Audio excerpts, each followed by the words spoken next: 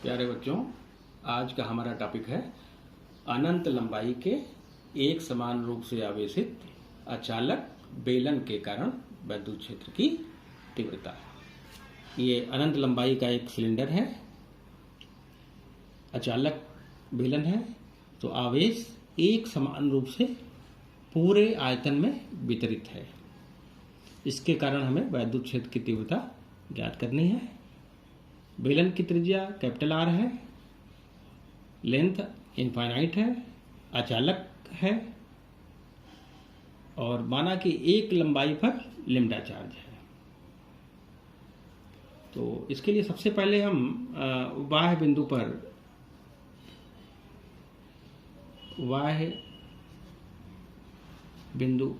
पर eight an external point बाह्य बिंदु पर निकालते हैं। तो हमें यहाँ देखें कि ये एक बेलन है कैपिटल आर त्रिज्या का, जिस पर एक लंबाई पर लैम्डा आवेश है और ये इनफाइनाइट लेंथ का है। पी एक पॉइंट है बेलन के बाहर जिसकी दूरी स्मॉल आर है और यहाँ पर हमें विद्युत क्षेत्र की तीव्रता ज्ञात करनी है। इसके लिए क्या करते हैं कि स्मॉल आर त्रिज्या जो पी की दूरी है बेलन की अक्ष से पी की दूरी स्मॉल आर त्रिज्या का एक बेलनाकार गॉसियन पृष्ठ, ये गॉसियन पृष्ठ हमने बेलनाकार गॉसियन सरफेस कंसीडर कर लिया।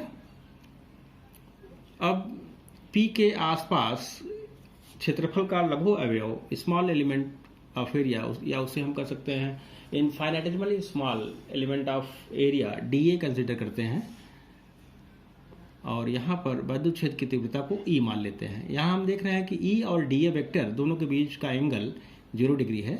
तो इस डीए क्षेत्रफल से गुजरने वाला फ्लक्स मान लें डी फाई ई, हम जानते हैं ई डॉट डीए। चूंकि इनके बीच का एंगल 0 है तो E D A cos 0 that is E D A लिख सकते हैं। पूरे गॉसियन सरफेस से गुजरने वाला कुल फ्लक्स फाई ई, इसे इंटीग्रेट करना होगा, phi equal to integration over close surface E dot d A. हालांकि ये गॉसियन सरफेस 3 सरफेस से मिलकर बना है। एक ये सर्कुलर प्लेन सरफेस, यहाँ सर्कुलर प्लेन सरफेस, यहाँ से लेकिन कोई फ्लक्स इन दोनों से पास नहीं करेगा क्योंकि ए और डी ए और ई के बीच का एंगल 90 डिग्री होगा। तो इन दोनों पृष्ठों से कोई भी फ्लक्स पास नहीं करेगा। फ्लक्स केवल कर्व सरफेस जो है बेलन का वक्र पृष्ठ है वहीं से पास करेगा। तो ई कांस्टेंट उसको बाहर कर लेते हैं, इंटीग्रेशन डी ए। और यहाँ क्लोज इंटीग्रल में तीन कंट्रीब्यूशन होंगे। यह एरिया वृत्ताकार, यह एरिया वृत्ताकार और ये वक्र पृष्ठ। लेकिन वक्र पृष्ठ की केवल इसमें रोल होगा, फ्लक्स केवल वक्र पृष्ठ से ही पास करेगा। तो हम लिख सकते हैं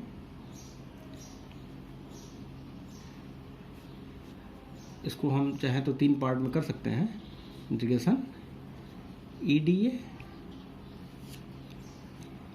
ये कर्व के लिए, वक्र पृष्ठ के लिए integration E D A, E dot d A for surface S1, integration E dot d A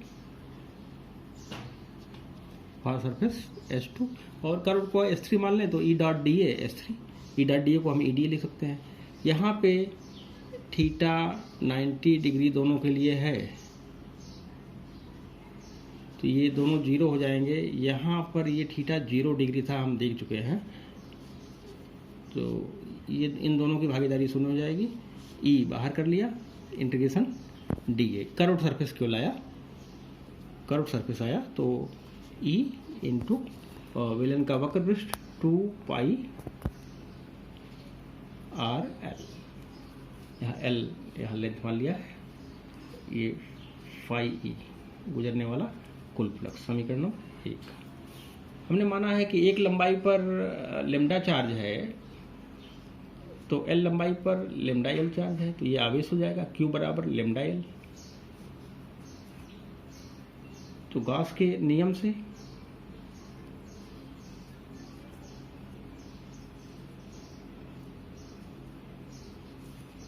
phi E बराबर 1/ε0 टाइम्स चार्ज कितना है lambda L, question 2 from 1 and 2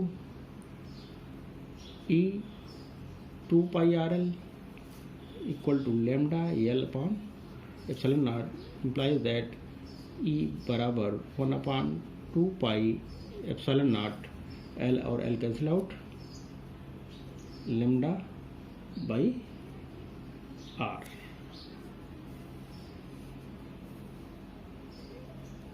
question number 3।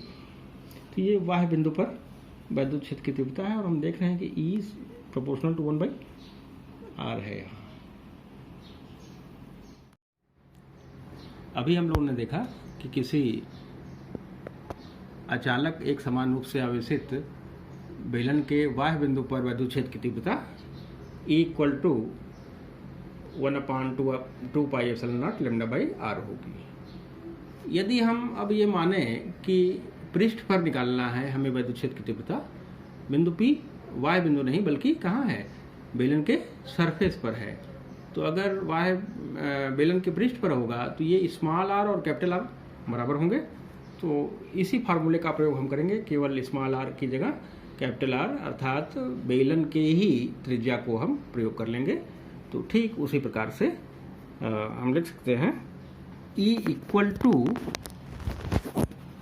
1/2 pi ε0 lambda by, वहाँ स्मॉल आर था, small r और capital R बराबर हैं, तो capital R सीधे हम लिख सकते हैं। तो ये वाह बिंदु पर वैद्युत क्षेत्र की तीव्रता के लिए फॉर्मूला है।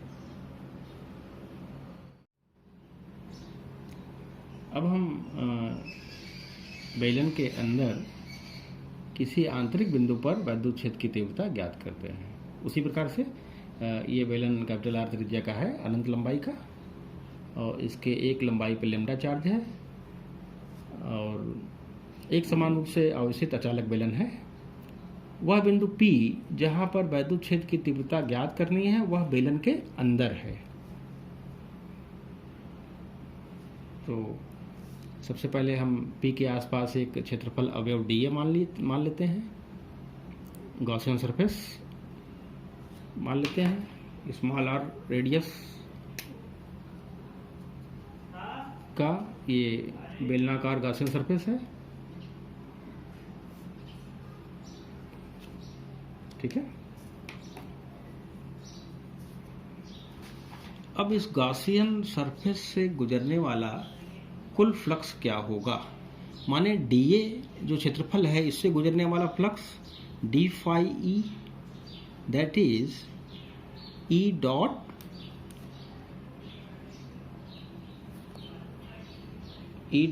dA, ठीक है। dA से गुजरने वाला फ्लक्स E डॉट dA या d phi E equal to E dA। यहाँ थीटा 0 डिग्री है, दोनों E और dA की दिशा एक ही है, इलेक्ट्रिक फील्ड इंटेंसिटी और dA दोनों की दिशा एक ही है। पूरे गॉसियन पृष्ठ से गुजरने वाला फ्लक्स फाई E इंटीग्रेट कर सकते हैं, integration over close surface E dot dA।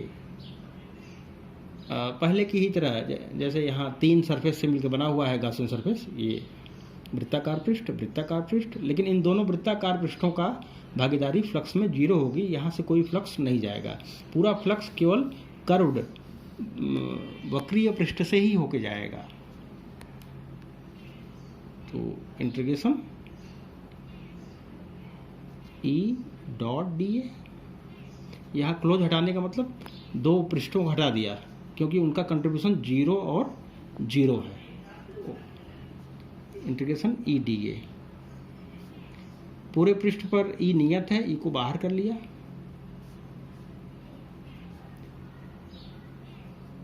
Integration D A का मतलब है वह पूरा वक्र पृष्ठ 2 pi r l, equation number ए।